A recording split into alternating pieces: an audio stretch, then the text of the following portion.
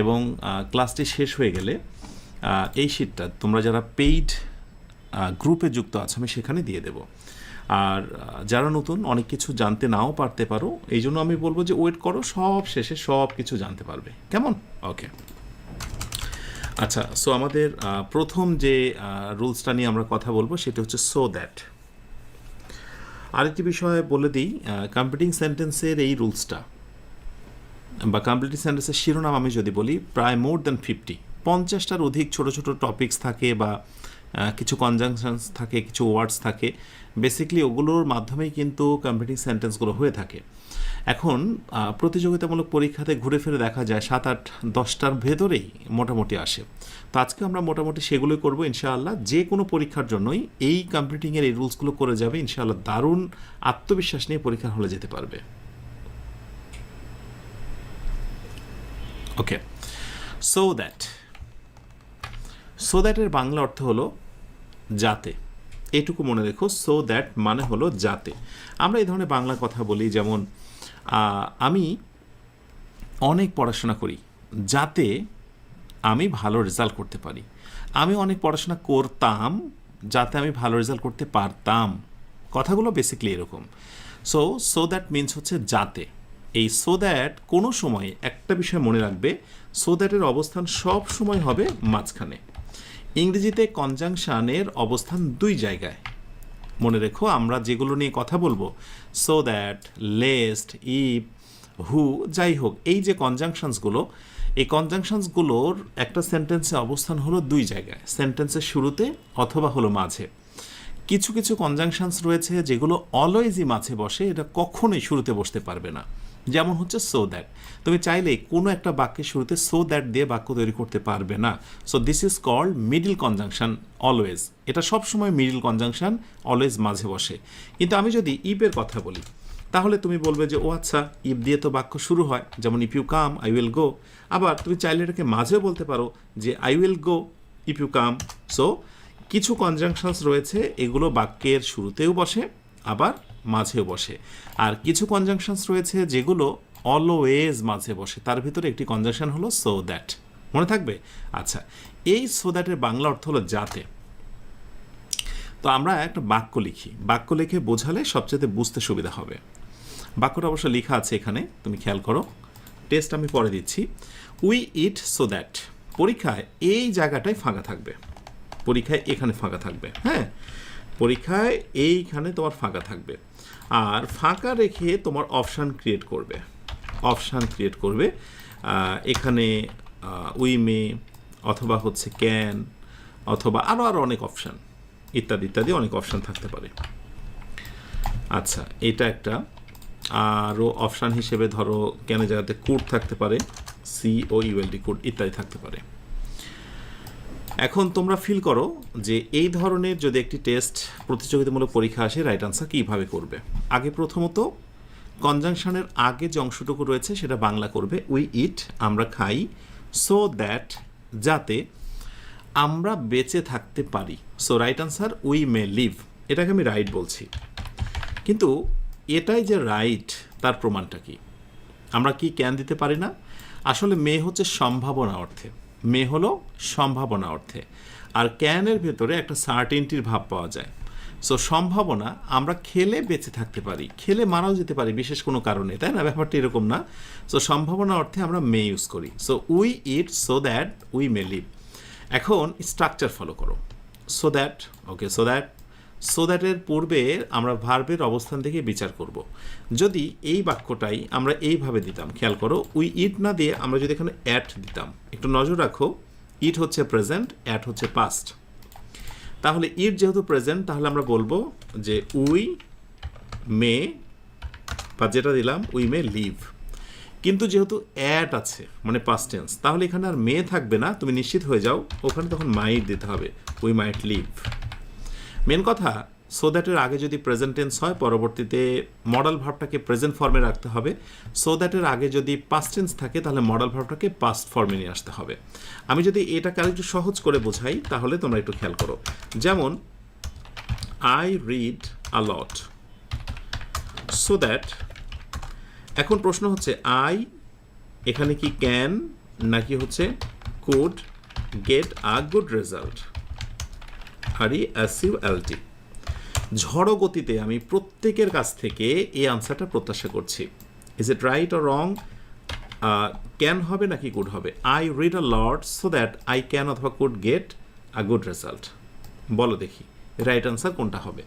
আমাদের আলোচনাটা একেবারেই শুরু। আচ্ছা, বিশেষ করে তোমরা যদি কখনো আজে বাজে কমেন্ট করো কাউকে, মানে কারোর নাম ধরে, এটা অটোমেটিক্যালি চ্যানেল থেকে রিমুভ হয়ে যাবে। যার কারণে এই বিষয়গুলো একটু খেয়াল করবে, কেমন? কারণ এটা আমাদের একটা কমিউনিটির ভিতরে দুষ্টু পোলাপান থাকুক, এইটা মোটেই আমি পরিবারের প্রধান হয়ে চাইবো না। হ্যাঁ, আর মনে রেখো, চ্যানেল থেকে একবার হাইড হয়ে যাওয়া মানে চ্যানেল আর তুমি কখনোই সেই জিমেল দিয়ে খুঁজে পাবে না, কখনোই খুঁজে পাবে না। এটা খুবই তীব্র কিন্তু পানিশমেন্ট। অনলাইনে এই পানিশমেন্টটা খুবই মারাত্মক। কেউ যদি তোমাকে ব্লক দেয়, ব্লক মিনস মানে এই না যে তুমি চাইলে আবার ওই চ্যানেলটা বা ওনাকে খুঁজে পাবে, বাট কখনোই তুমি খুঁজে পাবে না। এই জন্য একটু সতর্ক থাকা জরুরি। ওকে, আমাদের অ্যাডমিন প্যানেল থেকে অলরেডি একজনকে ব্লক করে দিল। দেখলাম যে আরেকজনকে একটু বিভিন্ন কথা বলে হ্যারাস করছিল। মাশাআল্লাহ। দেখো, এখানে বেশ একটা ঝটকা আছে। ঝটকাটা হচ্ছে রিডের প্রেজেন্টও যা পাস্টও তাই, রাইট?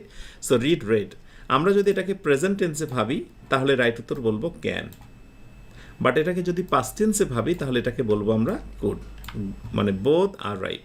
সো সামটাইমস কিন্তু এইরকম গোলক ধাঁধা পাকিয়ে দেয়, তখন রাইট উত্তর হবে বোথ আর রাইট। আশা করি বুঝতে পেরেছো। এই পাশটা যেহেতু প্রেজেন্ট ভাবি তাহলে সেদিক থেকে ক্যান, এই পাশটা যদি পাস্ট টেন্স ভাবি তাহলে এই পাশে কুড। আমি অনেক পড়াশোনা করি যাতে আমি ভালো রেজাল্ট পেতে পারি। আমি অনেক পড়াশোনা পড়তাম যাতে আমি ভালো রেজাল্ট পেতে পারতাম। বুঝতে পেরেছো? Thank you so much. বিশেষ করে যারা দুইটাই সঠিক আনসার ধরতে পেরেছো, আমি তাদেরকে বেশি বেশি করে অ্যাপ্রিসিয়েট করছি। Right, clear? আচ্ছা, এবার আর কিছু আমি এক্সাম্পলস দেব যেগুলো সামটাইমস একটু ব্যতিক্রম হয়ে যায়। যেমন ধরো, এই বাক্যটা আমি যদি বলি যে John works out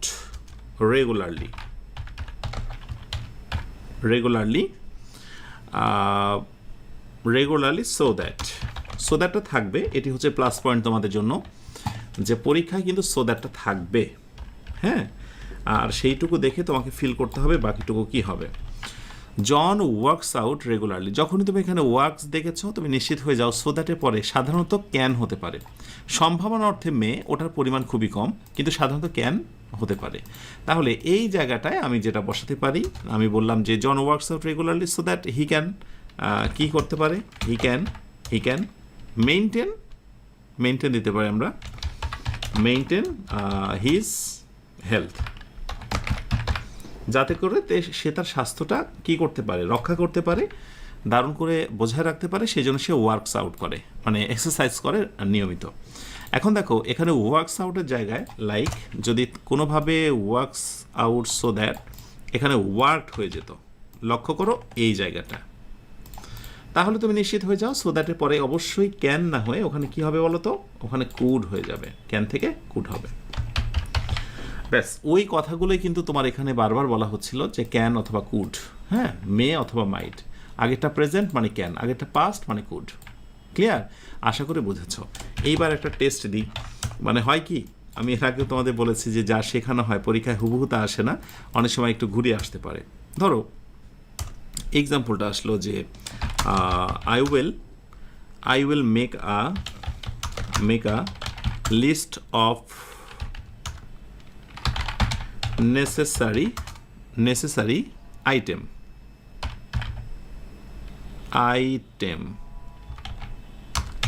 so that এর পরে উই, এরপরে ধরো বাকি অংশ দিয়ে বলল forget এনিথিং, কিসের জন্য, ফর আওয়ার, ধরো বললাম যে ট্রিপ।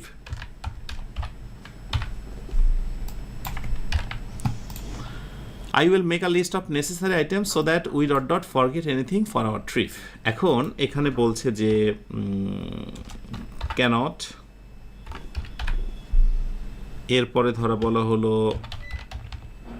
could not, এরপরে বলা হলো do not বা don't ইত্যাদি। বলো এই কয়েকটির ভেতর থেকে তুমি কোন আনসারটা রাইট নেবে?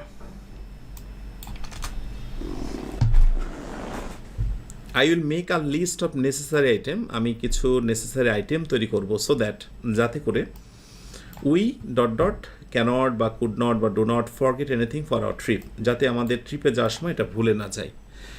নর্মাল নিয়ম অনুযায়ী তোমরা কিন্তু সো দ্যাটের পরে স্বাভাবিকভাবে সব জায়গায় দেখবে যে ক্যান বা কুডের ব্যবহার, বাট এই নিয়মগুলো খুবই কম দেখা যায়, বাট পরীক্ষাতে অনেকবার এসেছে।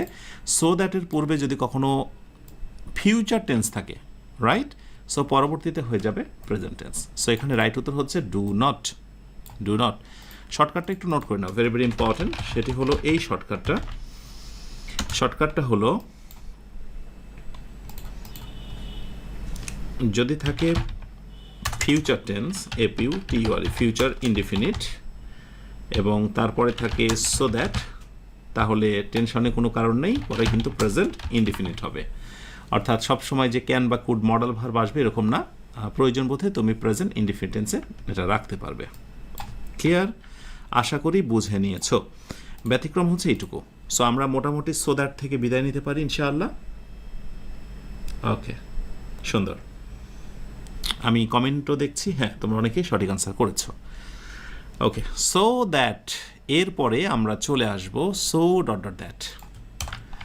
So dot dot that I mean so that মানে হলো যাতে, আর সো ডট ডট দ্যাট এটাও একটি কনজাংশন, এগুলোকে বলা হয় পেয়ার কনজাংশন, একটির সঙ্গে আরেকটি লিঙ্ক আপ।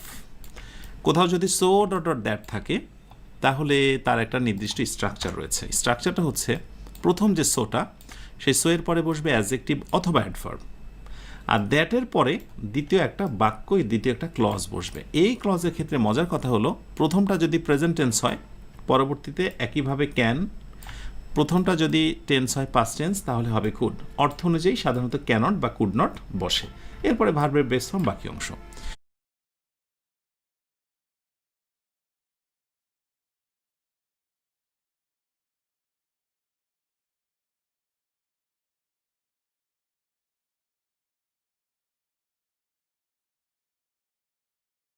সো আমরা একটা এক্সাম্পল খেয়াল করি। The little girl is so, okay, এরপরে অ্যাডজেক্টিভ নার্ভাস, তারপরে দ্যাট, ওকে, এরপর শি ক্যানট স্পিক ইজিলি। লক্ষ্য করো আগেরটা যেহেতু প্রেজেন্ট টেন্স তাই পরবর্তীতে কিন্তু ক্যানট স্পিক ইজিলি হয়েছে।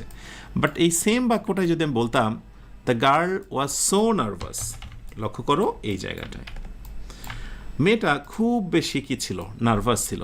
সো দ্যাট এতটা নার্ভাস ছিল যে শি ক্যানট হবে না, তখন হয়ে যাবে কুড নট। তার মানে ব্যাপারটা কিন্তু অনেকটা আগের মতোই। আগেরটা প্রেজেন্ট টেন্স থাকলে সেখানে আমরা ক্যান দেখেছিলাম, এখানে ক্যানট, বেসিক্যালি সবসময় ক্যানট হয় তা নয়। আর আগেরটা যদি পাস্ট টেন্স হয়ে যায় পরবর্তীতে হয়ে যায় কুড নট। ব্যাপারটা কিন্তু কঠিন করে ভাবার কোনো কারণ নেই।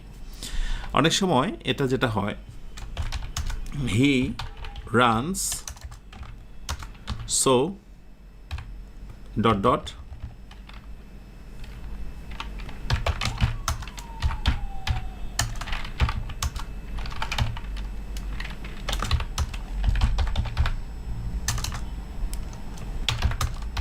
does him। এই বাক্যটা খেয়াল করো একটু তোমরা, he runs so dot dot that none can touch him. এখন দেখো সো এর পরে এখানে আমরা যেটা বসাবো সেটা হচ্ছে ফার্স্ট। অনেক সময় ফিলিং ইন দ্য গ্যাপে বলে যে সো এর পরে কী হবে, দেখা যাচ্ছে ফার্স্ট, ফার্স্টলি, অ্যাট ফার্স্ট, অনেক রকম থাকে। বাট এখানে আমরা একটা নিয়ম দেখেছি যে সো এর পরে অ্যাডজেক্টিভ বসে, এটা যেখানে দেখেছিলাম। আবার অনেক সময় সো এর পরে অ্যাডভার্বও বসতে পারে, সো এর পরে অ্যাডভার্ব, এখানে ফার্স্ট কিন্তু অ্যাডভার্ব। এনিওয়ে আমার কথা হচ্ছে যে যদি বাক্যটা হয় যে he ran so fast that none can touch him, তুমি খেয়াল করে দেখো এই বাক্যটা কিন্তু আমি ক্যানট ইউজ করিনি। এই বাক্যটা আমি কি ইউজ করিনি? ক্যান নট ইউজ করিনি। সো ক্যান বসতেই পারে, নটের কাজটা কিন্তু এই পাশে, ঠিক আছে। আচ্ছা, এবার আসো একটু টেস্ট করে দেখি তোমাদের কি অবস্থা।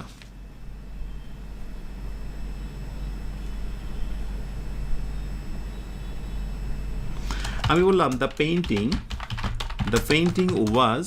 Painting was so রিয়েলাইস্টিক। এরপরে অবশ্যই আমি দ্যাট দেবো, এটা মনে রাখতে হবে। সো এরপরে অ্যাডজেক্টিভ এবং এরপরে অবশ্যই দ্যাট বসবে। এই যে ডট ডট মানে এই ডট ডটে হচ্ছে অ্যাডজেক্টিভ অথবা অ্যাডভার্ব, আর সো থাকলে পরের অংশটা অবশ্যই দ্যাট দিয়ে শুরু হবে। কোনো কোনো ক্ষেত্রে দেখা যায় এখান থেকে ফিলিং ইন দ্য গ্যাপ, তাহলে তোমাকে বুঝে নিতে হবে অপশানে যেটাতে দ্যাট দিয়ে শুরু হয়েছে তোমাকে সেটাই নিতে হবে। দ্য পেইন্টিং ওয়াজ সো রিয়েলাইস্টিক, যেহেতু সো তার মানে দ্যাট দ্বারা শুরু হবে। আচ্ছা, আমি দ্যাট নিলাম। আচ্ছা, দ্যাট নেওয়ার পরে ধরো আমি বললাম যে it fill in the gap. এখন অপশানে কি হবে? ইট ক্যান লুক লাইক আ, কিসের মতো মনে হচ্ছে? পেইন্টিংটাকে ফটোগ্রাফ।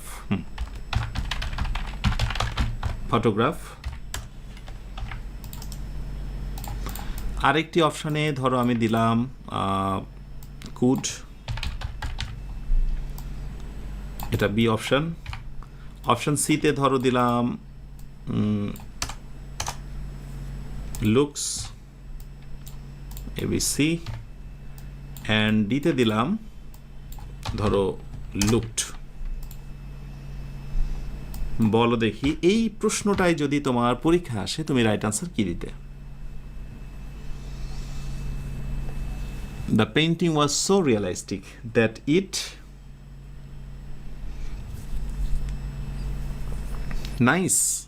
দেখো নর্মাল এবিসিডি, নর্মাল ভাবনা থেকে তোমার মাথায় এটাই আসতো যে এই পাশে যেহেতু পাস্ট টেন্স তাহলে ওই পাশে কুড আসবে, তাই তুমি হয়তো বা খুব দ্রুত এই আনসারটা করে পরীক্ষার হল থেকে চলে আসতে।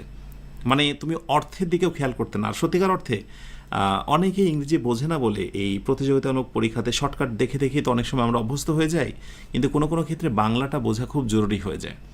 যেমন এই বাক্যটাই কিন্তু নিয়মের বাহিরে এসে আনসারটা হবে। The painting was so realistic that, পেইন্টিংটা খুব বেশি বাস্তবধর্মী ছিল, এমনটাই ছিল যে it looked like a photograph.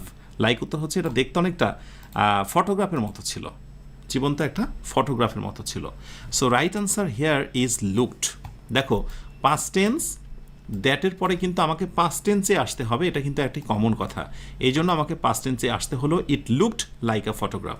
কিন্তু কুড বলতে হতে পারে না যখন এখানে পার্সন থাকতো, যেমন আই ক্যান, আই কুড। এখানে পার্সন না তো বাবা, এখানে হচ্ছে ওই পেইন্টিংটাকে বোঝানো হচ্ছে। সো এখানে কুড দিলে অর্থ আসবে না। আর এই পাশে যেহেতু পাস্ট টেন্স তাই এই পাশে কোনোভাবে লুকস হবে না। এবার নিজেকে প্রশ্ন করে দেখো এই প্রশ্নটাই যদি প্রতিযোগিতামূলক পরীক্ষায় আসে তুমি আদৌ সঠিক দিতে কিনা। দ্যাট মিনস আমি প্রথমেই বলেছিলাম এই লেসনটা ভেরি ভেরি ইম্পর্ট্যান্ট। মাশাআল্লাহ, আমি দেখতে পাচ্ছি কেউ কেউ তোমরা সঠিক আনসারও দিয়েছ। Thank you so much, thank you so much.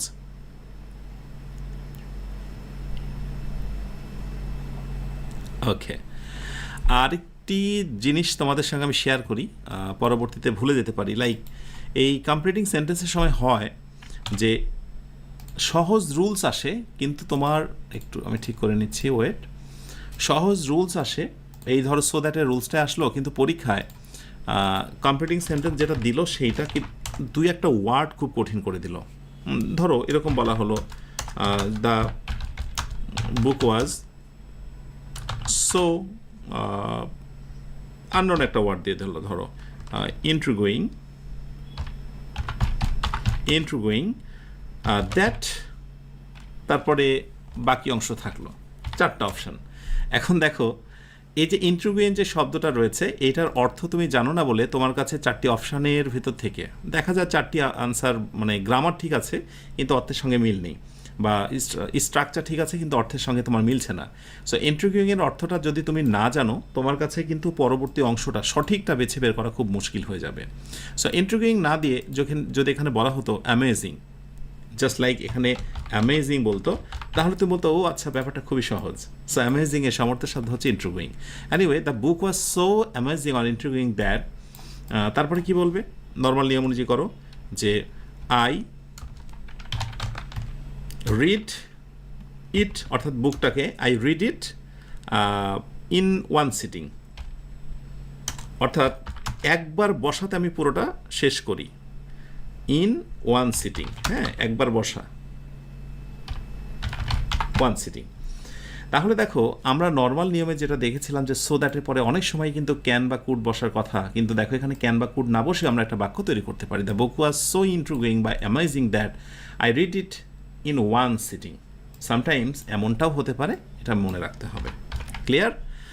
ওকে, একটু কঠিন লাগবে কোনো কোনো জায়গা, ক্লাসটি শেষ করে আবার রিভিশন করবে আর ঘুরে ফিরে এই রুলসগুলো দেখবে, ইনশাআল্লাহ পরীক্ষা ঘটনা ঘটে যাবে। ওকে, আচ্ছা, এবার আসো আমরা দেখব হচ্ছে লেস্টের ব্যবহার।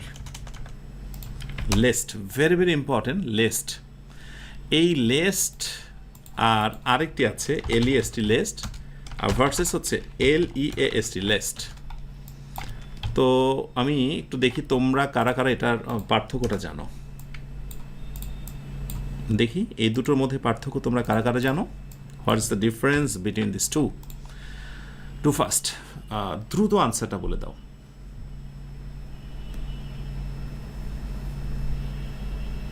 Thank you so much. Yes, here lest মনে রেখো ইটস আ অলওয়েজ কনজাংশন। এটা কি? কনজাংশন। এবং যে কনজাংশন নিয়ে আমি এখন কথা বলবো ইটস আ কনজাংশন। বাট আর এই যে লেস্টটা আছে সেটা কি বলতো? এটা হচ্ছে অ্যাজেক্টিভ। এটা কি? অ্যাজেক্টিভ। এবং অ্যাজেক্টিভের যে ফর্মগুলো আছে পজিটিভ, কম্পারেটিভ এবং সুপারলেটিভ। পজিটিভ, কম্পারেটিভ এবং সুপারলেটিভ।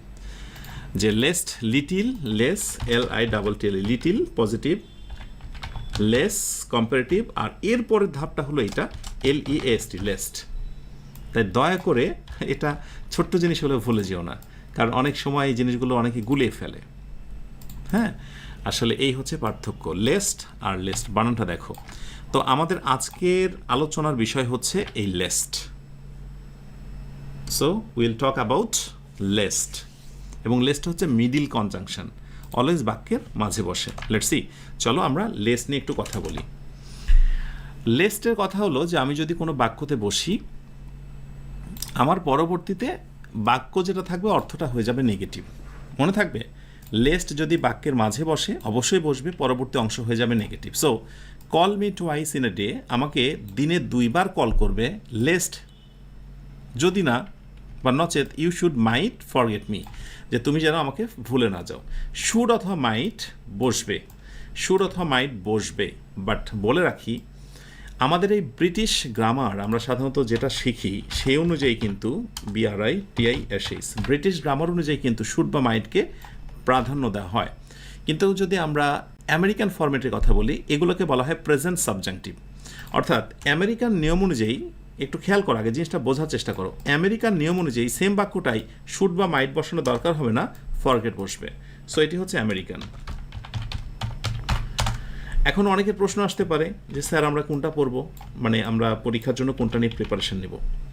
আমরা সাধারণত বাংলা ভাষাভাষী মানুষরা আমেরিকান ফরম্যাট কিছু ওয়ার্ড ইউজ করি, কিন্তু গ্রামারের ক্ষেত্রে সাধারণত যে স্ট্রাকচারগুলো ইউজ হয়, মোস্ট অফ দ্য স্ট্রাকচারসগুলোই ব্রিটিশ ফরম্যাট। সেক্ষেত্রে আমরা কিন্তু এটা দেখে থেকে অভ্যস্ত। শর্টকাট কথা হলো, লেস্ট পরবর্তী সাবজেক্টের পরে শুড বা মাইট আমরা বসাবো, এটি সাধারণ কথা। কিন্তু অপশানে যদি শুড বা মাইট না থাকে, তাহলে কিন্তু শুড বা মাইট ছাড়া আমরা একটা আনসার নেব। এইটাকে আমরা একটু এক্সাম্পলের মাধ্যমে বোঝানোর চেষ্টা করি। যেমন আমি যদি বলি যে হি অ্যাভয়েডস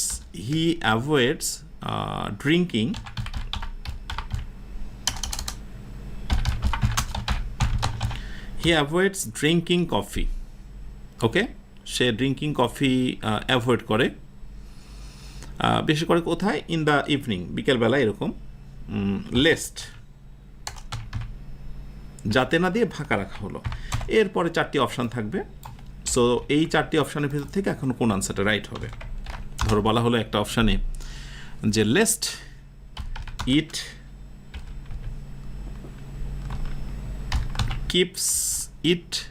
কিপস হিম, খুবই ব্যতিক্রম টাইপের জিনিস, এটা যে দেখো, কিপস হিম অ্যাওয়েক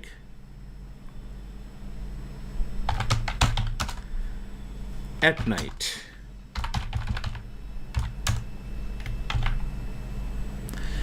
আরেকটি অপশানে রয়েছে তোমার হচ্ছে গিয়ে এই কিপের সঙ্গে এস দেওয়া নেই।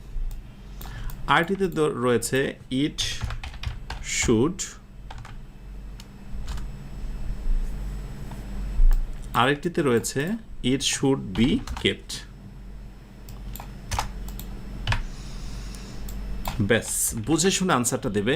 হি অ্যাভয়েডস ড্রিঙ্কিং কফি লেস্ট, সে চা খাওয়া বর্জন করে চলে, লেস্ট যাতে না it keeps him at night, যাতে অনেক রাত পর্যন্ত এটা তাকে জাগিয়ে না রাখে। নাইস, দ্রুত আনসারটা দাও। মনে রেখো প্রতিটা ক্লাসে প্রতিটা মোমেন্টেই তোমার শেখার রয়েছে অনেক কিছু। যারা বলছো ফার্স্ট ক্লাসগুলো কিভাবে পাবো, একটু ওয়েট করো, আমি একটু পরে সবশেষে জানিয়ে দেবো। দেখো নর্মাল নিয়ম অনুযায়ী একটু আগে আমরা যে স্ট্রাকচারটার কথা বলছিলাম সেই অনুযায়ী লেস্টের পরে শুড বা মাইট হবে, এটাই কিন্তু স্বাভাবিক। তাহলে তোমার নজর এদিকেও আসতে পারে। আবার তুমি যদি এটাকে প্যাসিভ ভয়েস ভাবো যে it should be kept him, it should be kept him, তাহলে তুমি আবার এটাকেও ধরতে পারো। আবার ইট তো থার্ড পারসন, তাহলে তুমি কিপস এটাও নিতে পারো। আবার প্রেজেন্ট সাবজাংটিভ বলেছি সেই অনুযায়ী কিন্তু এটাও নিতে পারো। সো জেনে রাখো এ বি সি ডি। এখানে রাইট উত্তর বেসিকলি হচ্ছে দুইটা, একটা হচ্ছে এইটা আর এই যে রাইট। দিস ইজ কল্ড, মনে রেখো অপশানে যদি এটা না থাকে তাহলে এই অপশানে থাকবে। This is called present subjunctive, present sub J U N C T I V subjunctive, present subjunctive. এখন তোমাদের প্রশ্ন আসতে পারে যে স্যার ইট তো থার্ড পারসন, তাহলে তো কিপের সঙ্গে এস হওয়া উচিত। এটাই হচ্ছে ব্যতিক্রম নিয়ম। প্রেজেন্ট সাবজাংটিভ বা আমেরিকান যে রুলসটা, এটা তো আমেরিকান রুল। এই আমেরিকান রুলে ভার্ব কিন্তু অলওয়েজ হবে V1, ভার্ব হবে অলওয়েজ V1, অর্থাৎ সাবজেক্ট থার্ড পারসন সিঙ্গুলার হওয়া সত্ত্বেও হি সি হওয়ার পরেও ভার্বের সঙ্গে এস বাই এস হবে না। This is called present subjunctive. আমরা সাবজাংটিভ মুড নামের একটা লেসন পাবো। তো সেই সাবজেক্টিভ মুড পড়ানোর সময় আমরা দেখাবো যে কিভাবে যে কোনো সাবজেক্টের পরে ভার্বের বেস ফর্ম থেকে যায়। শুধুমাত্র এটুকু মনে রাখো, যদি আমরা এই লিস্টের পরে শুড বা মাইট ইউজ করতে না চাই তাহলে ভার্বের হবে বেস ফর্ম, সেটা যে কোনো পার্সনের পর, থার্ড পার্সন হলেও ভার্বের হবে বেস ফর্ম। আর আমরা নর্মাল নিয়মে এই আনসারটাকে বেছে নেব, ইট শুড অথবা might keep him awake at night. So এটাও রাইট, মানতে কষ্ট হলেও মেনে নাও। এটা হচ্ছে ব্রিটিশ আর এটা হচ্ছে আমেরিকান। সো বোথ আর কারেক্ট। কারণ কোনো কোনো পরীক্ষাতে দেখা যায় যে এই সাধারণত এটা না থেকে এটা থেকে যায়। সো এটা clear? Thank you so much.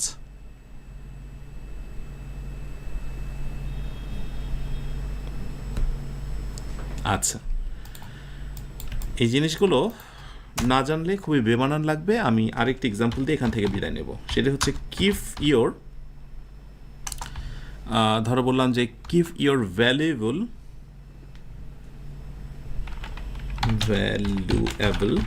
Keep your valuable things, তোমার মূল্যবান জিনিসগুলো তুমি সংরক্ষণ করে রাখো। Lest dot dot, option A. They, they মানে কিন্তু এই থিংসগুলো কথা বলা হচ্ছে। They SHOUD should be, they should be stolen। আর বি নাম্বার হচ্ছে they are still alien। C number they be stolen, still alien। Okay, keep your valuable things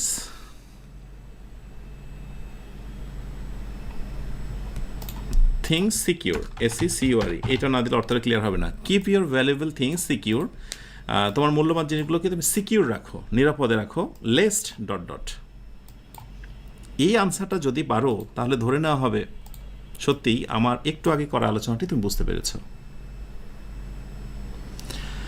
আর যারা এই মুহূর্তে আমার সঙ্গে ক্লাসে যুক্ত হয়েছে, দ্বিধা দ্বন্দ্ব ভুলে সবসময় মনে রাখবে, যে কোনো সময় তুমি লাইভ ক্লাস করো অথবা পরবর্তী রেকর্ডেড ক্লাস করো অথবা এই আয়োজনের একেবারে শেষতম ক্লাস করো, যে কোনো সময় তুমি আমাদের পেইড গ্রুপে ভর্তি হতে পারবে এবং সেখানকার সুবিধা নিতে পারবে, কারণ সেখানে সব কিছু সাজানো গোছানোভাবে সব কিছুই পাওয়া যায়। সো সেই কারণে আর কোর্স ফিটা যেহেতু একেবারে নামমাত্র, ক্লাসটি শেষ হলে প্রথম কমেন্টে থাকবে, একটু দেখে নিও। দেখো, নর্মাল নিয়ম অনুযায়ী কিন্তু আমরা এটাই করবো যে দে শুড বি স্টলেন, যাতে করে সেটা চুরি না হয়ে যায়। অবশ্যই 100% এটা রাইট, এটা আমরা কোনোভাবে অস্বীকার করবো না, ইটস কমপ্লিটলি ট্রু। আর একটি হলো দে আর স্টলেন। নর্মাল কথা হলো যে দে আর স্টলেন হবে না, আমরা যদি এটাকে প্রেজেন্ট সাবজাংটিভের কথা বলি, এই যে প্রেজেন্ট সাবজাংটিভ ভার্বের বেস ফর্ম, মনে রাখতে হবে আর এটার বেস ফর্ম হচ্ছে বি। এটা খুবই বেমানান, তোমাদের এই মুহূর্তে মানতে খুবই কষ্ট হবে যারা বিশেষ করে শুরু থেকে শুরু করছো। কিন্তু আমি তোমাদেরকে যখন সাবজাংটিভ মোড শেখাবো, সেখানে দেখাবো দের পরে কখনো আর হবে না, এম ইজ আরের পরিবর্তে বি হবে। বুঝতে পেরেছো? হ্যাভ, হ্যাজ, হ্যাডের পরিবর্তে অলওয়েজ হ্যাভ হবে, কোনো মডাল ভার্ব ইউজ করতে পারবে না তুমি। So this is called present subjunctive. তাহলে এখানে রাইট উত্তর হচ্ছে এ নাম্বার এবং হচ্ছে সি নাম্বার। একটু কমেন্টে দেখি তো। মাশাআল্লাহ, সনিয়া খাতুন বলছে A+C, thank you so much. এখানে আলামিন হোসেন, নুসরাত জাহান, না নুসরাত জাহান তুমি মিস করেছো। তাহলে নিশ্চয়ই বুঝতে পেরেছো এই ধরনের জটিল বিষয়গুলো অনেক সময় এসে যায়। এই সাবজেক্টিভ মুড নিয়ে আমরা বিস্তারিত পরে কথা বলবো। ওকে, এরপরে চলে এসো, আমরা চলে আসবো দো অলদোতে। দো অলদো ভেরি ভেরি ইম্পর্টেন্ট একটি কনজাংশন, দো অলদো। এরপরে দুইটা ক্লজ থাকে, ক্লজ এরপরে কমা, বিপরীত অর্থ প্রকাশক একটি ক্লজ। দো অলদো মানে হচ্ছে যদিও, হ্যাঁ, যেমন যদিও তুমি এটা বলেছিলে তবুও আমি এটা করিনি, অথবা যদিও তুমি অসুস্থ ছিলে তবুও তুমি স্কুলে গিয়েছিলে। মানে পরের জিনিসটা হবে সম্পূর্ণই বিপরীত, যেমনটা হওয়ার কথা ছিল তা না, বিপরীত। বিপরীত অর্থ প্রকাশক ক্লজ অনেক সময় মাঝখানে দো অলদো বসে, তারপরে হচ্ছে আরেকটি ক্লজ। এর মানে হলো দো অলদো বাক্যে শুরুতে বসতে পারে, মাঝেও বসতে পারে। লেটস সি, আমরা একটা এক্সাম্পল দেখি। এক্সাম্পলটা হচ্ছে দো শি ট্রাইড আ লট, যদিও সে অনেক চেষ্টা করেছিল। তা অনেক চেষ্টা করলে তার কী হওয়ার কথা বলো তো? তার তো সফল হওয়ার কথা, কিন্তু সেই জায়গাটায় সে সফল না হয়ে কি হয়েছে? ব্যর্থ হয়েছে। দ্যাট মিনস বিপরীত অর্থ। তাহলে আমি যদি বাক্যটা এই দোয়ের পরিবর্তে যদি কি বসাতাম বলো তো? SINC, সিন্স, মানে যেহেতু she tried a lot, okay, she আমি দেবো হচ্ছে শি সাকসিডেড, সাকসিডেড। তার মানে কি দাঁড়ালো দেখো তো? সিন্স থাকলে আমরা দুই পাশে কথাকে পজিটিভ মুডে নিয়ে আসতে পারি, যেহেতু সে অনেক চেষ্টা করেছিল সে সফল হয়েছিল। বাট দো অলদো ইউজ করলে পরের অবস্থা, পরের সেন্টেন্সটাকে তুমি নেগেটিভ দিতে বাধ্য। এখন এখানে একটা কমন জিনিস মনে রেখো তোমরা, সেটা হলো দো অলদো থাকলে দুই পাশে টেন্স হয় সমজাতীয়। দেখো এই পাশে পাস্ট টেন্স, তাই এই পাশে কিন্তু পাস্ট টেন্স। ধরো এই সেম বাক্যটা যদি এরকম হতো, though she tries, though she tries a lot, she failed হবে না, তখন শি ফেলস হবে। এই পাশে হচ্ছে প্রেজেন্ট টেন্স, এই পাশে হচ্ছে প্রেজেন্ট টেন্স। ক্লিয়ার? আশা করি বুঝে নিয়েছো। দো অলদোর ক্ষেত্রে পরের সেন্টেন্সটা সবশেষ বাক্যটা হয় নেগেটিভ অর্থ প্রকাশক এবং দুই পাশের টেন্স হয় সমজাতীয়। ব্যাস, এই কথাটুকু মনে রাখলেই আশা করি জেনারেল আনসারগুলো করতে পারবে। এখন দুই একটা যদি ব্যতিক্রম থাকে আমি সেটিও দেখা দেব, কোনো টেনশনের কারণ নেই। আচ্ছা, আমি একটা এক্সাম্পল দিই। ধরো পরীক্ষা আসলো, হি এনজয়েস, দিলাম হচ্ছে হি এনজয়েস কি summer, he enjoys the summer. দো বা অলদো আমি এবার মাঝখানে দেব দো বাকি অংশ। এরপরে কি হতে পারে বলো তো? হি এনজয়েস, যেহেতু এই পাশে প্রেজেন্ট টেন্স রয়েছে তাই এই পাশে আমরা বাক্যটাকে প্রেজেন্ট টেন্সে রাখবো। প্রয়োজন বোধে আমি নেগেটিভও নিয়ে আসতে পারি। আমি বললাম যে হি ক্যানট, এটা তো জানো না ক্যান এবং নটের মাঝখানে স্পেস হয় না। হি এনজয়েস দ্য সামার, দো হি ক্যানট, দো হি ক্যানট, যদিও সে can't tolerate, tolerate the hot weather, এরকম না? হ্যাঁ, সামারের সময় হট। তাহলে বিপরীত যে অর্থ হতে হবে এটা কিন্তু তোমাকে অবশ্যই মাথায় রাখতে হবে। ক্যানট ইউজ করতে হবে, ভুল করেও ক্যান দিলে কিন্তু অর্থটা ঠিক থাকবে না। এই সেম বাক্যটাই খেয়াল করো, যদি এরকম থাকে হি এনজয়েড, ওকে, যদি পাস্ট টেন্স হয়ে যায় তাহলে এই পাশে ক্যানট হবে না, এখানে তখন হয়ে যাবে কুড নট। ওকে, সো দুটি জায়গায় লক্ষ্য করো। আর এখান থেকে যে জিনিসটা আমরা শিখলাম সেটা হচ্ছে দোল দা বাক্যের শুরুতেও বসতে পারে, মাঝেও বসতে পারে, কিন্তু একটা জায়গা তারা ফিক্স, দুই পাশে টেন্সটা হবে প্যারালাল বা সমান্তরাল, সেম সেম হবে। ক্লিয়ার? অর্থ অনুযায়ী বাকিটা কমপ্লিট করে ফেলবে। এখানে আর তেমন কিছু বোঝানো নেই। লেটস সি, আমরা পরেরটা দেখব, সেটা হচ্ছে would you mind. Would you mind. So would you মাইন্ডের ক্ষেত্রে একটি কমন স্ট্রাকচার রয়েছে, সেটি হচ্ছে ভার্বের সঙ্গে পরবর্তীতে আইএনজি করে দিতে হয়। Would you mind giving me a cup of tea. অনেক সময় এই উড ইউ মাইন্ডের পরে যে ভার্বের সঙ্গে আইএনজি হয়, এখানে কিন্তু জিজ্ঞাসা করা হয় এই আইএনজি যুক্ত শব্দটার নাম কি, is it gerund or participle. Nice, okay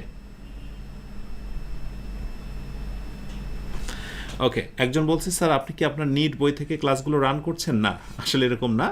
NEET বই থেকে আমরা হয়তো বা কিছু হিন্টস নিয়েছি, কারণ বিষয় তো ওইগুলোই, তাই না?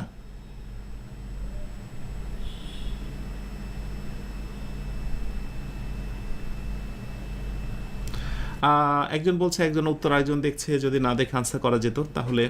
না, সেটা তো ঠিক আছে, যদি কেউ নিজের ক্ষতি করতে চায় করবে, এত তো প্রোটেকশন দেওয়া মুশকিল। আচ্ছা, যাই হোক, এই উড ইউ মাইন্ডের পর ভার্বের সঙ্গে আইএনজি থাকলে সেটা জেরান্ড হয়ে যায়। একটু মনে দেখো, আমরা জেরান্ড পার্টিসিপলের লেসনে সেটা নিয়ে আরও বৃহৎ বিস্তারিত কথা বলবো ইনশাল্লাহ, কেমন? আচ্ছা আচ্ছা, উড ইউ মাইন্ড কোথাও যদি থাকে, পরবর্তীতে ভার্বের সঙ্গে আইএনজি করবে বাকি অংশ। এই উড ইউ মাইন্ডের ক্ষেত্রে দুই একটা একটু ভিন্ন বাক্য দেখা যায়, যেমন ধরো এরকম থাকলো, would you mind filling in the gap the music. Would you mind music, প্রশ্নবোধক চিহ্ন। এই বাক্যটা, আর যদি এরপরে বলা হয় যে I have to study a lot, এই বাক্য একটা। এখন উড ইউ মাইন্ডের পর ভার্বের সঙ্গে আইএনজি দিবে, এটা স্বাভাবিক সত্য কথা, কিন্তু কোন ধরনের শব্দটা তুমি এখানে বেছে নেবে? তো আমরা প্রথমটায় বললাম যে উড ইউ মাইন্ড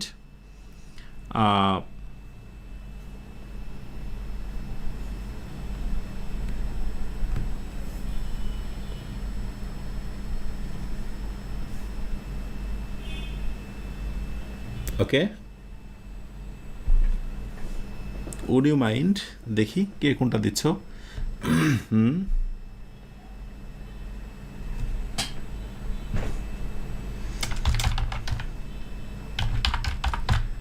আচ্ছা, একটা দিলাম লিসনিং, আর বিতে দিলাম ধরো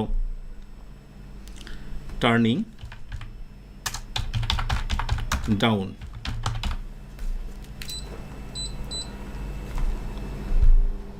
আচ্ছা, তাহলে লিসনিং দিলাম আর টার্নিং ডাউন দিলাম, আর পরেরটাতে এটা দিলাম। তাহলে দেখো, আমি এটাতে বলবো যে would you mind listening the music, আপনি কি মিউজিক শুনবেন? আমি এটা শোনার কথা বলতে পারি, কিন্তু যখন আমি বলছি would you mind dot dot the music, I have to study a lot, আমাকে অনেক পড়তে হবে, তাহলে আমরা বলবো যে would you mind turning down the music, আপনি কি দয়া করে মিউজিকটা একটু কমিয়ে দেবেন, বন্ধ করবেন? আই হ্যাভ টু স্টাডি লট, আমাকে অনেক পড়তে হবে। তাহলে এখানে রাইট উত্তর হচ্ছে এটা। তো অনেক সময় হয় যে বাক্যের সঙ্গে সঙ্গতি রেখে ফিলিং ইন দ্য গ্যাপে চারটি অপশনের ভিতর সঠিক আনসারটা বেছে নেওয়া, এটা হলো সহজগুলোর ক্ষেত্রে এই ঘটনাগুলো ঘটে, উড ইউ মাইন্ডের ক্ষেত্রে। ওকে, আচ্ছা,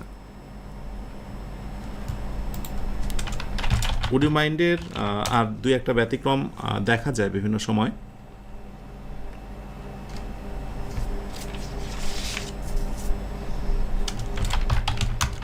would you mind, would you mind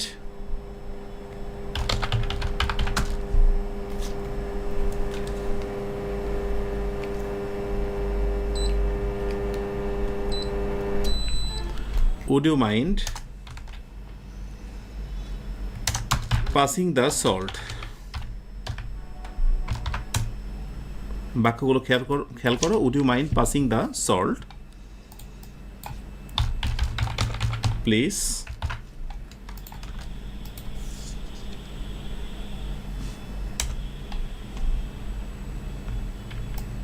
এরপরে হচ্ছে if you mind, would you mind if you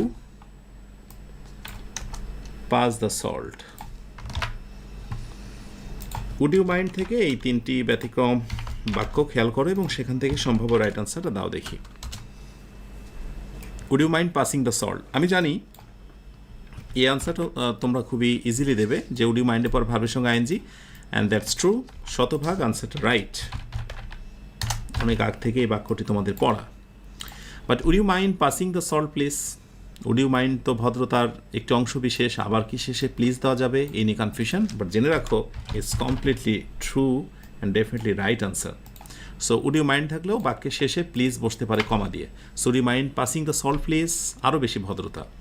would you মাইন্ডের পরে আমরা ইফ ইউজ করতে পারি, উড ইউ মাইন্ড ইফ পরবর্তী এই বাক্যটা, would you mind if you pass the salt, এটিও রাইট। আশা করি নেক্সটে এই উড ইউ মাইন্ড নিয়ে আর কোনো গোলকধাঁধা থাকবে না। সো তিনটি আনসারই right. Thank you so much. আমি দু একজনা খন্দকার, শাহরিয়ার ইসলাম বলছে অল আর কারেক্ট। আচ্ছা, thank you. Sima Khan all, thank you so much. Yes, so আমরা এখান থেকে বিদায় নিতে পারি, পরবর্তীতে আবার দেখে নিও কেমন। আচ্ছা, এই লিসনিংয়ের পর আমরা চলে আসবো relative pronoun. So relative pronoun that means who, which এবং দ্যাট। হু, হুইচ এবং দ্যাট, এটা আমরা এক্সাম্পলের মাধ্যমে একটু দেখার চেষ্টা করি। সেটা হলো আই নো দ্য ল্যাড, আমি বালকটিকে চিনি। ল্যাড বয়, ল্যাড মানে বালক যেটা। So I know the lad, I know the boy, আমি বালকটিকে চিনি। হু ইজ 10 years old, যার বয়স হচ্ছে 10 বছর। সো হু বসে নর্মালি হলো কার জন্য? মানুষ, ব্যক্তি, বিষয়ের জন্য। এটাই তো স্বাভাবিক, তাই না?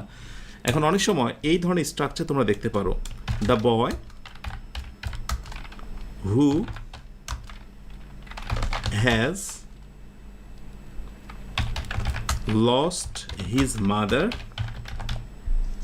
the boy who has lost his mother, দিয়ে fill in the gap। একবার ট্রাই করো তো, এই ধরনের বাক্যটা শেষে তুমি কি দেবে? এটা তো একটা structure, I know the man, I know the boy who is doing something, বা হু ইজ মাই ব্রাদার ইত্যাদি। কিন্তু যখন এই স্ট্রাকচারটা হবে, the boy who has lost his mother, যে বালকটি তার মাকে হারিয়েছে, তারপরে কি হবে? যে বালকটি তার মাকে হারিয়েছে, ধরো বললাম ইজ নো মোর, সেও আর বেঁচে নেই। অপশান বিতে বললাম হি ইজ নো মোর, এইটা একটা বললাম। ইয়েস, রাইট আনসার হচ্ছে ইজ নো মোর। যে বালকটি তার মাকে হারিয়েছে, ইজ নো মোর, সেও বেঁচে নেই, হি ইজ ডেড। তাহলে এই রকম যখন এই বাক্যগুলো দেখা যায়, the boy is no more, মনে রাখতে হবে এইখানে আরেকটা ভার্ব, এই যে ভার্বটা তুমি দেখতে পাচ্ছ এটা প্রথম সাবজেক্ট অনুযায়ী। আর এই ধরনের বাক্যগুলো যে তুমি এর আগে প্রচুর দেখেছো তার প্রমাণ হচ্ছে হি হু loves the country, খেয়াল করো, he who loves the country, he who loves the country, যে দেশকে ভালোবাসে, is, এই যে স্টার নিচ্ছ কার জন্য বলো তো? he is a patriot। Okay, he who loves the country is a patriot। দেখেছো, এই যে he is a patriot, এই ফরম্যাটটা একটু মনে রেখো, কারণ স্বাভাবিকভাবে সবসময় এই ফরম্যাটটা আসে না, ঘুরে ফিরে অনেক সময় ব্যতিক্রম আসে, সবই মাথায় রাখতে হবে, ঠিক আছে? এই সো এই জাতীয় বাক্যগুলো আসলে ইজিলি আনসার করতে পারবে। যেমন আমি যদি বলি I have a friend who can speak 5 language, না এসব। I have a friend, filling in the gap, can speak 5 languages.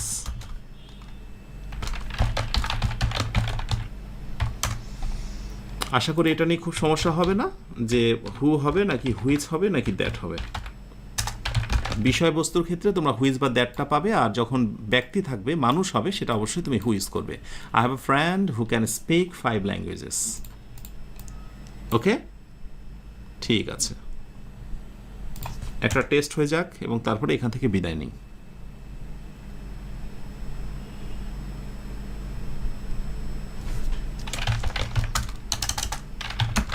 The car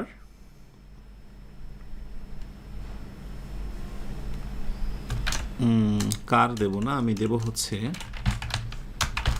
the man who invented, the man who invented the telephone, the man who invented the telephone, যে মানুষটি telephone আবিষ্কার করেছিল, filling in the gap. Completing sentence কিন্তু অনেকটা সাধারণ জ্ঞানের মতো হতে পারে, যে the man who invented the telephone is Columbus, অথবা হতে পারে ইজ রাইট ব্রাদার্স, অথবা হতে পারে ইজ আলেকজান্ডার, অথবা আলেকজান্ডার গ্রাহাম বেল ইত্যাদি। সো জানতে হবে একই সাথে the man who invented the telephone is definitely option থেকে যেটা বেছে নেবে ইজ আলেকজান্ডার, না অ্যালেক্স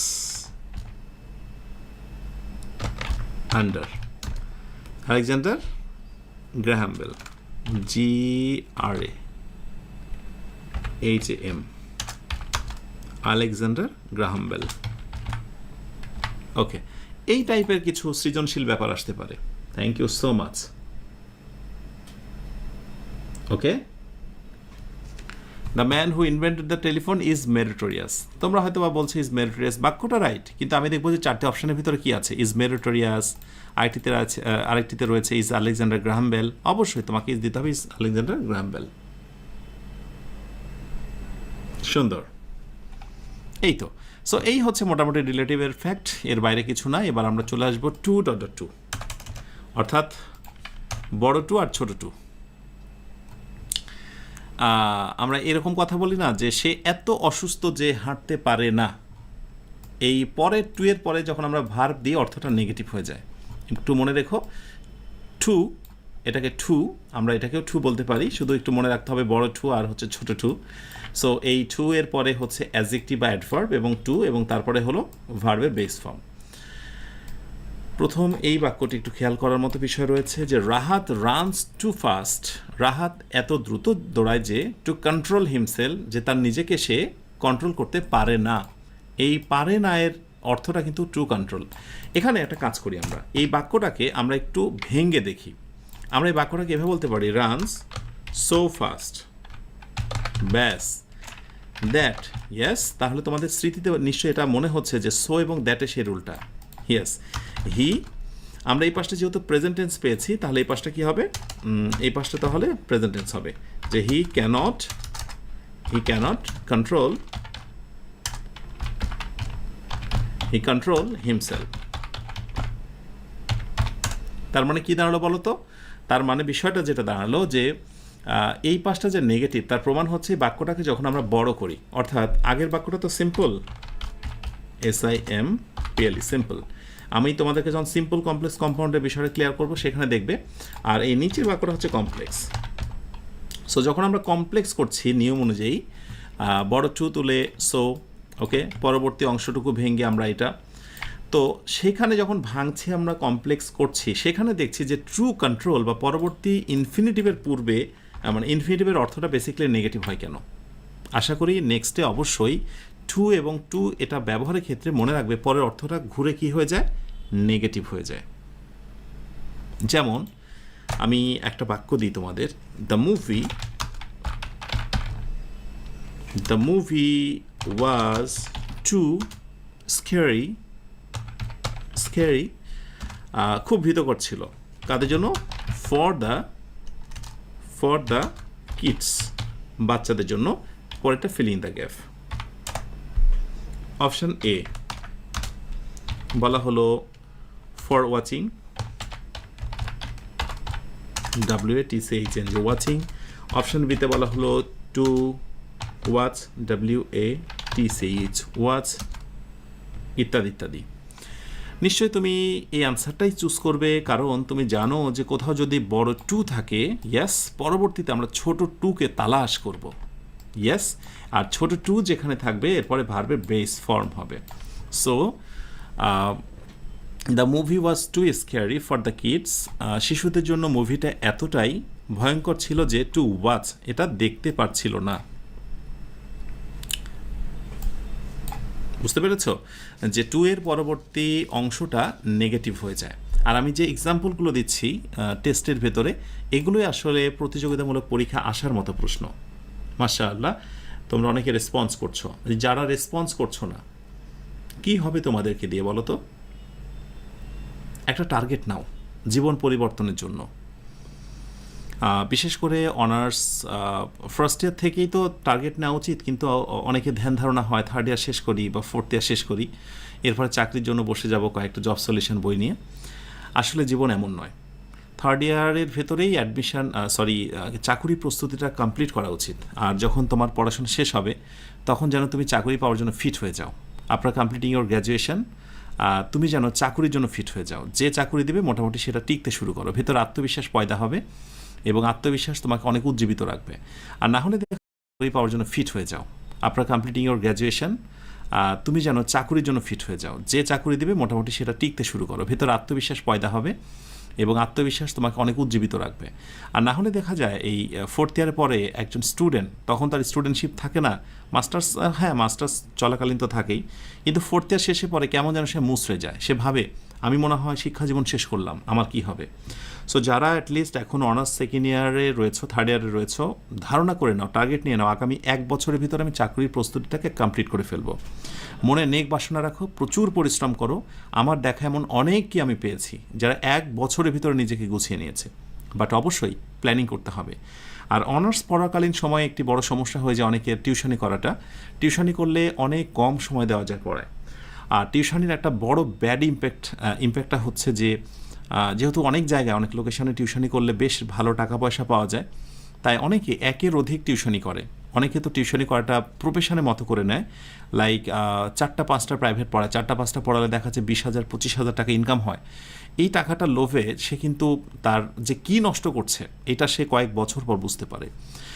আসলে 4টা-5টা মানে স্টুডেন্টকে পড়ানো, একদিনে 4টা-5টা ঘন্টা তো না, একটা প্রাইভেটের পেছনে অনেকটা সময় যায়।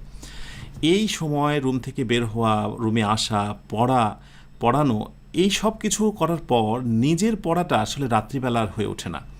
যার কারণে আমি তোমাদেরকে অবশ্যই বলবো যে যদি জীবনের তাগিদে জীবিকার জন্য টিকে থাকার সংগ্রামের কথা হয় তাহলে একটি প্রাইভেট পড়িও। এখানে লোভ করতে এসো না। লোভ করতে গেলে private will be or profession.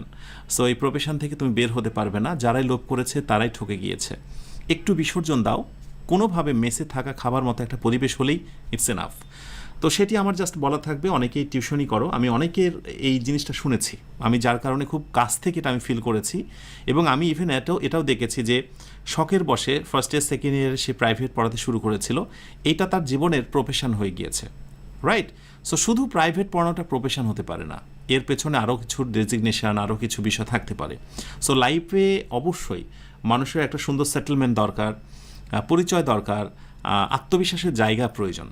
Like আমি এটাকে যদি একটু সহজ করে বলি, সরকারি চাকরি সবাই করতে চায়, কেন? কারণ ঝড় বৃষ্টি বাদল যাই হোক না কেন মাস শেষ হবে এবং একটা ভালো বেতন পাওয়া যাবে, এটাতে একটা বিশ্বাস থাকে। আমরা সবসময় হালাল রিজিকের কথা ভাববো, আমরা ভাববো যে একটা সময় আমাদের ভাগ্যের পরিবর্তন হবে ইনশাআল্লাহ। আর এই জন্য আমি তোমাদেরকে বলবো ডেডিকেটেড হও আগামী 1 বছরের জন্য। 1 বছরের ভিতরে চাকরি প্রিপারেশন কমপ্লিট করে ফেলো, ইনশাআল্লাহ তোমার জন্য ভালো কিছু অপেক্ষা করছে। ওয়েল, এবার